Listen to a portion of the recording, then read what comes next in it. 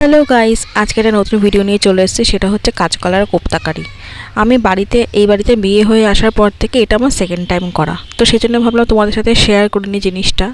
আমি যেভাবে করি, কাঁচকলাটাকে সেদ্ধ করে নিয়েছি। সেদ্ধ করে নেওয়ার পরে এর মধ্যে বেসন, জিরের গুঁড়ো আর লঙ্কার গুঁড়ো দিয়ে ভালো করে টাইট করে মেখে নেব।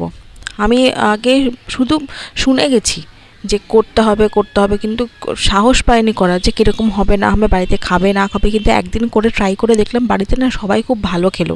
কাঁচকলাটা কিন্তু মোটামুটি বাড়িতে খেতে চায় না, আমি দেখেছি। বাট আমি খেলেও বা আমার শাশুড়ি মা খেলেও কিন্তু আর আদার্স কেউ খেতে চায় না। কিন্তু এইভাবে করে একদিন দেখলাম যে বাহ, ভালোই তো বেশ খেলে, রুটি দিয়ে বললো বেশ বাহ ভালোই লাগলো, আবার একদিন করো। তো সেই জন্য বললাম সেকেন্ড টাইম আরেকবার ট্রাই করে তাই তোমাদের সাথে সেটা শেয়ার করব। এই যে মন্ড পাকিয়ে নিয়ে তারপর কড়াইতে তেল দিয়ে তেলটা গরম করে বড়াগুলো লাল লাল করে ভেজে নেব। কড়াইটা ভালো করে গরম না হলে দিলে না তলাইতে লেগে যাবে, এটাই হচ্ছে প্রবলেম। আর একটু বেশি করে তেল দিয়ে ভাজতে হবে যাতে জিনিসটা ভালো হয়। ভাজাটা ভালো হওয়ার জন্য তেলটা একটু বেশি দিতে হবে। আর এই গরমে রান্না করতে গেলে, রান্নাঘরে ঢুকলে মাথা খারাপ হয়ে যাচ্ছে, ঘেমে পুরো স্নান করে যাচ্ছে। মানে রান্না করতে ভালো লাগলেও মানে ইচ্ছেটা যেন নষ্ট হয়ে যাচ্ছে এই গরমে। কবে যে বৃষ্টি হবে তা ভগবান জানে। সব জায়গায় বৃষ্টি হচ্ছে, এদিকে বৃষ্টি আর হচ্ছে না। তো তারপরে সব বড়াগুলো এক এক করে ভাজা হয়ে যাওয়ার পরে কড়াইতে অনেকটা তেল ছিল, তেলটা তুলে নেওয়ার পরে একে একে তেলের মধ্যে জিরে ফোড়ন আর দারচিনিটা দিয়েছি। দারচিনির সেন্টটা আমার খুব ভালো লাগে। এলাচ টেলাচ কিছু দেইনি, এটা দিলেও হবে।